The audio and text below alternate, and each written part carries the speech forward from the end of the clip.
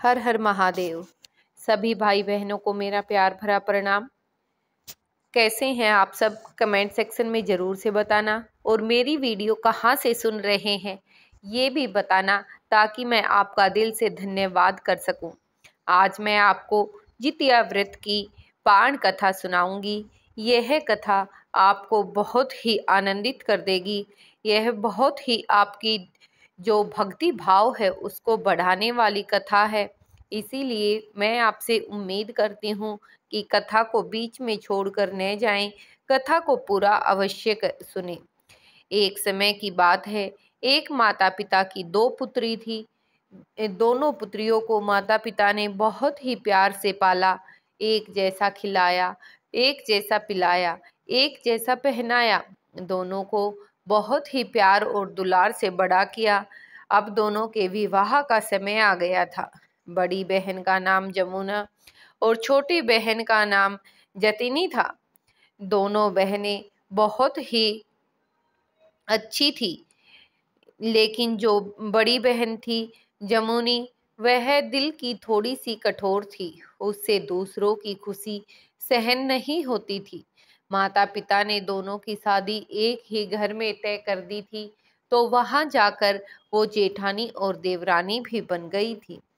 अब जो जमुनी बड़ी बहन थी, उसको कोई भी संतान नहीं होती थी, और छोटी बहन जो जतिनी थी, उसको संतान तो होती थी, लेकिन जब प्रसव का समय आता था तो बड़ी बहन कहती कि बहन, तू चुपचाप आराम से लेटी रहे, वरना तेरा प्रसव का जो कार्य है वो आराम से पूरा नहीं होगा। इसलिए आराम से लेटी रहना और चुप रहना।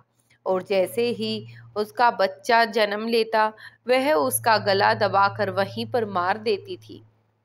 इस तरह बड़ी बहन ने छोटी बहन के जो 7 पुत्र जन्म लिए और सातों पुत्रों को मार दिया। इसकी वजह से जो छोटी बहन थी वह बहुत ही दुखी रहने लगी।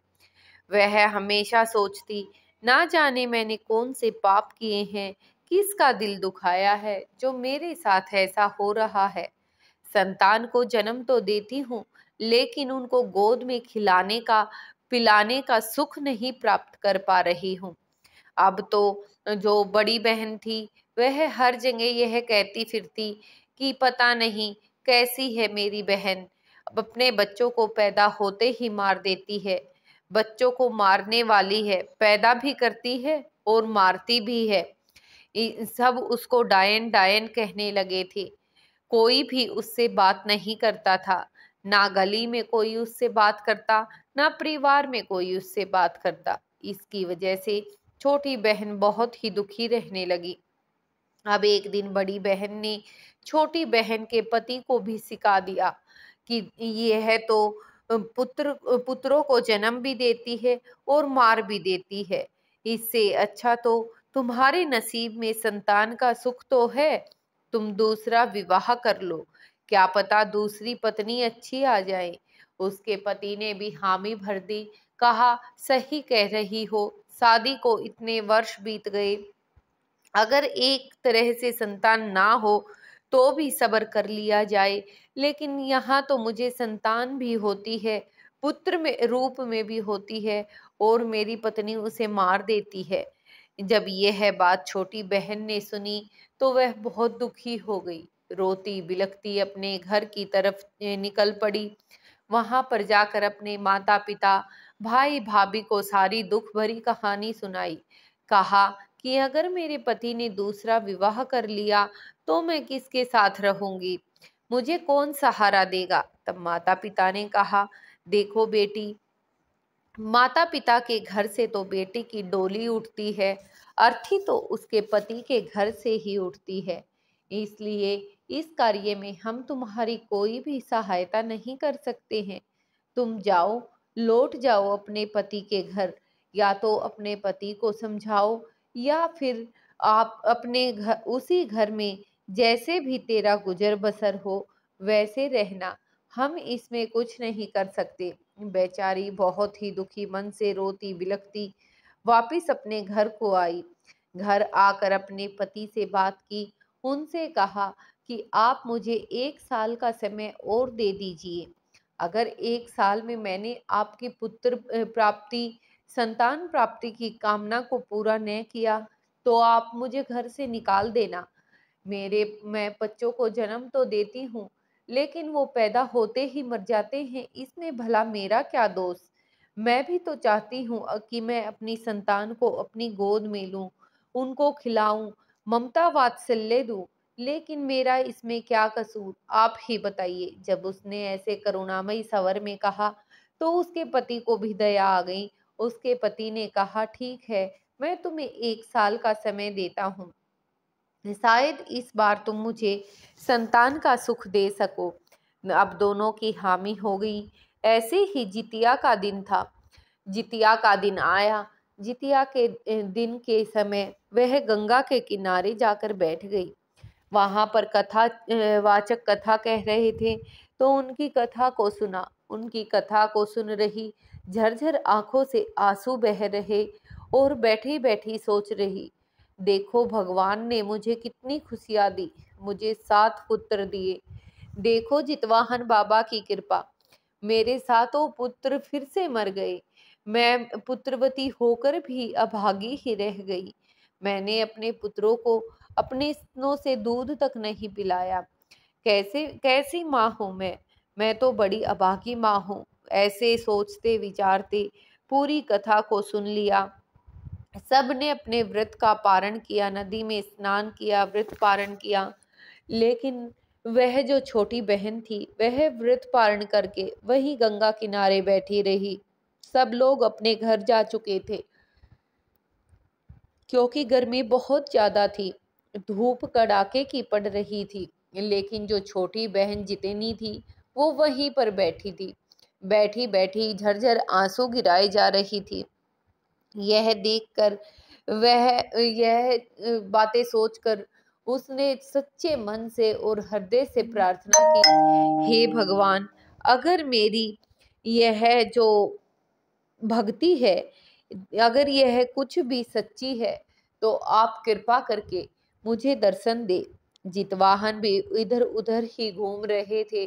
उन्होंने वहां पर प्रकट होकर छोटी बहन जतिनी को जो दर्शन दिए, देते ही वह चितवाहन बाबा के चरणों में गिर गई। कहने लगी, हे भगवान, आप ही बताइए, क्या मैंने किसी का दिल दुखाया है या मुझसे कोई घोर पाप हो गया है? मेरे साथ ऐसा क्यों हो रहा है? मेरे तो पुत्र भी होते हैं और वो जीवित भी नहीं रहते।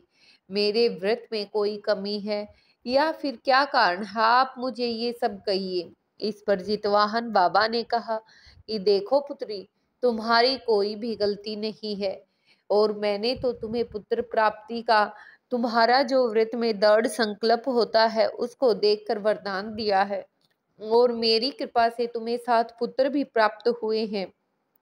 लेकिन तुम्हारी बड़ी बहन जब प्रसव के समय तुम्हारे पुत्र पैदा होते हैं, तो गला दबाकर उन्हें मार देती है। अब मैं क्या करूं?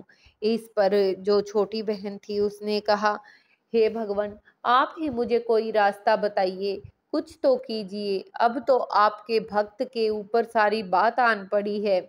आप जो कहोगे मैं वो करने को तैयार हूँ। जितवाहन बाबा ने कहा, ठीक है, तुम ऐसा करना, अब की बार जब तुम गर्भ धारण करो तो किसी से कुछ न कहना, और जब तुम्हारा प्रसव का समय आए तो वन में चली जाना। इस पर जो छोटी बहन थी उसने कहा कि हे जितवाहन बाबा, अगर मैं वन को गई तो वहां तो कोई नहीं होगा, फिर प्रसव के समय मेरी सहायता कौन करेगा? तब जितवाहन बाबा ने कहा, बस तुम इतना ही करना, आगे सब भगवान पर छोड़ देना। शिव भगवान की कृपा से सारी चीजें ठीक हो जाएंगी। ये सुनकर जितिनी ने भगवान को प्रणाम किया और घर लौट आई। कुछ से महीने बीत गए। कुछ महीने बीतने के बाद जतिनी ने गर्भ धारण किया, और वह जब गर्भ धारण किया तो उसने ये बात किसी से न कही, बल्कि अपने पति को भी न बताई। लेकिन ये बात छुपाए थोड़ी ना छुपती है। और एक दिन जब 6वां 7वां महीना चला, पेट बड़ा हो गया तो सब कहने लगे शायद अब की बार इसको फिर से गर्भधारण हुआ है। उसकी बड़ी बहन ने पूछा, क्यों री जतीनी, तूने तो बताया भी नहीं कि तूने गर्भधारण किया है। इस पर वो कहने लगी, नहीं बहन, मैंने तो कोई गर्भधारण नहीं कर रखा। पता नहीं ये सब कैसे क्या हो रहा है। मैं भी इन चीजों को देखकर बड़ी ही हैरान हूँ। ये कहकर वह बातों को टाल देती है। अब उसका जो जितिया का व्रत था वो दोबारा आ गया और उस दिन उसके जितिया व्रत के पारण के का दिन जो था तीसरा दिन, उसी दिन उसके 9 महीने और 9 दिन पूरे हो गए थे। उसको सुबह सुबह ही प्रसव का दर्द शुरू हो गया था और वह अपने पति से जाकर कहती है कि हे पति देव, मैंने तो जो है ये व्रत रखा है और कल से निर्जला और निराहार हूँ और मैं गर्भवती भी हूँ और आज मुझे प्रसव की पीड़ा भी हो रही है। क्या तुम इसमें मेरी मदद करोगे? मुझे किसी वृक्ष के नीचे छोड़ आओ, मैं वन में जाना चाहती हूँ। इस पर पति ने कहा, लेकिन वहां तुम्हारी सहायता कौन करेगा? तब उसने कहा, आप मुझसे एक प्रश्न भी न करिए। अगर आप मेरी सहायता करो तो बस मुझे वन में छोड़ दो। उसके पति ने कहा, चलो ठीक है, और उसकी मदद की और उसको वन में ले जाकर एक घने बड़े पत्तों वाले वृक्ष के नीचे लेटा दिया। वह वहां लेटकर उस प्रसव की पीड़ा से बेहाल थी। न उसने खाना खाया था न पानी पिया था। अब वह हाथ जोड़कर जितवाहन बाबा को याद करने लगी और कहने लगी कि हे भगवान, मैंने आपके कहे अनुसार सारे कार्य किए हैं। अब आप ही मेरी मदद कीजिए, मुझे इस असहनीय प्रसव पीड़ा से बाहर निकालिए।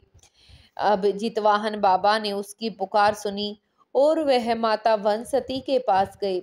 वनसती माता के पास जाकर कहने लगे, हे वनसती माता, आप तो बड़ी ही दयालु हो, सबको अपनी गोद में रख लेती हो, चाहे वह पापी है चाहे वह निर्दयी है। और आज एक बड़े ही साफ सच्चे मन की औरत जो बड़ी ही अभागी है आपके वन में आई है। वह प्रसव की पीड़ा से रो रही है, क्या आप उसकी मदद नहीं करोगी? माता वनसती ने कहा, मैं जरूर उसकी मदद करूंगी। और ये कहकर एक बूढ़ी औरत का रूप धारण कर वहां पर आ गई। आकर कहा, बेटी क्या हुआ तुझे? तब वह छोटी बहन कहने लगी कि माता, मैं प्रसव पीड़ा से परेशान हूँ, क्या आप मेरी मदद कर सकती हैं? तब उसने कहा हाँ, और उसके पति को थोड़ा दूर भेज दिया और कुछ ही समय में एक सुंदर से पुत्र को उस जतीनी ने पैदा किया। पुत्र पैदा होते ही रोने लगा और चिल्लाने लगा।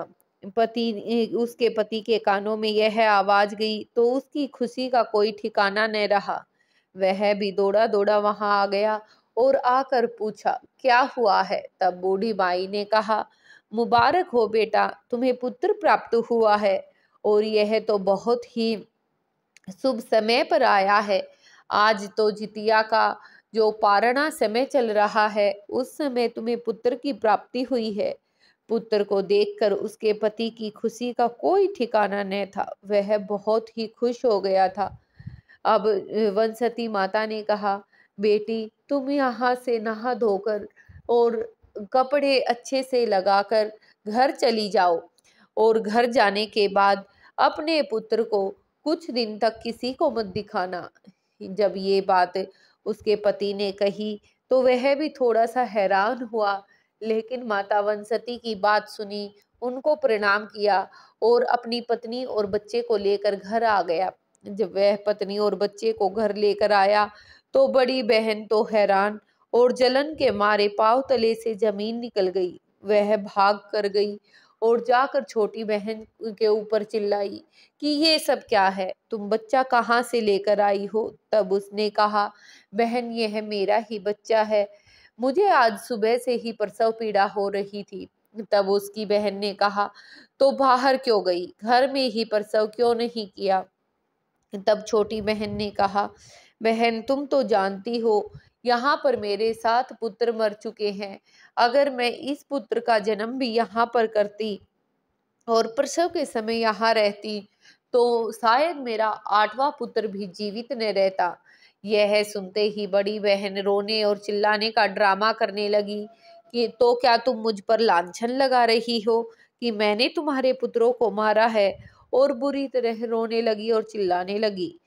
अब तो जब सुबह हुई, रात का समय आया, तो जितवाहन बाबा की कृपा से उसकी जो चारपाई लगी हुई थी, उस चारपाई के आसपास 7 पुत्र आ गए। जो बड़ा पुत्र था वो तो काफी बड़ा भी हो चुका था, क्योंकि सब में 1-1 साल का ही तो अंतर था। तो उसका पुत्र काफी बड़ा हो चुका था। वो सब आकर उसकी चारपाई के चारों तरफ रोने लगे और चिल्लाने लगे कि माँ हमें गोद में लो, माँ हमें गोद में लो। हमें तो मौसी ने मार दिया, हमें तो मुक्ति भी नहीं मिली है। हम तो माता वनसती की गोद में रहते थे, उन्होंने ही हमारा पालन पोषण किया है। हे माता, आप हमें अपने पुत्र के रूप में स्वीकार करें। जितवाहन बाबा की दया से हम जीवित हो गए हैं। ये सुनकर उसने अपने पति को जगाया। पति भी यह देखकर हैरान हो गया और माता और पिता दोनों ने अपने पुत्रों को गले से लगा लिया। अब पुत्रों को गले से लगाया, सुबह हुई, मोहल्ले में तो हंगामा हो गया। सब कह रहे कि ये कैसे संभव है। लेकिन फिर एक बूढ़ी माई उन सबको समझाने आई और उसने बताया कि ये सब इसकी बड़ी बहन ने किया था और इसके 7 पुत्रों को जीवित इसके इस व्रत के दृढ़ संकल्प ने और सच्ची श्रद्धा की वजह से जितवाहन बाबा ने किया है। अब तो गली गली मोहल्ले मोहल्ले जतीनी की चर्चा होने लगी। सब जतीनी को कहने लगे कि बहुत ही अच्छी है। सब उसके पास आने लगे, बात करने लगे। बड़ी बहन थी, वो भी शर्मिंदगी महसूस करके अपने पति से कहा कि अब मैं यहाँ नहीं रह सकती, मुझे यहाँ से कहीं दूर ले चलिए। अब वो लोग घर छोड़कर जा ही रहे थे कि उसी समय छोटी बहन आई और आकर कहा, क्या हुआ बहन, तुम घर छोड़कर क्यों जा रही हो? तब उसने कहा कि अब मैं यहाँ रहने के लायक नहीं रही, इसलिए मेरा यहाँ से चले जाना ही बेहतर है। तब छोटी बहन ने कहा, नहीं बहन, तुमने जो भी किया उसकी गलती का अगर पछतावा कर लिया तो सब कुछ हो गया। अब तुम्हें कहीं जाने की जरूरत नहीं है, हम यहीं रहेंगे। तब उसकी बहन ने कहा, बहन, तुम मुझे अपने उस व्रत के बारे में जरूर बताना, मैं भी उस व्रत को करूंगी। तब उसकी बहन ने भी जितिया के व्रत को दृढ़ संकल्प के साथ किया और उसको भी 2 पुत्रों की प्राप्ति हुई। अब दोनों बहनें हंसी खुशी से वहीं उसी घर में रहने लगी थी। पिछली सारी बातों को भुला दिया था। जितवाहन बाबा ने जैसा जतिनी को सुख दिया वैसा सबको दे। जैसा बड़ी बहन ने किया वैसा कोई भी ना करे। कथा सुनने वाले, कथा कहने वाले तथा कथा पढ़ने वाले सबका भला हो। जितिया पारणा की कथा आपको कैसी लगी? कमेंट सेक्शन में जरूर से बताना। यहाँ तक मेरी कथा को सुनने के लिए आपका धन्यवाद। कमेंट सेक्शन में अपना नाम और अपनी जगह का नाम अवश्य लिखें ताकि मैं दिल से आपका धन्यवाद कर सकूं। बोलिए हर हर महादेव, जय शिव शंकर।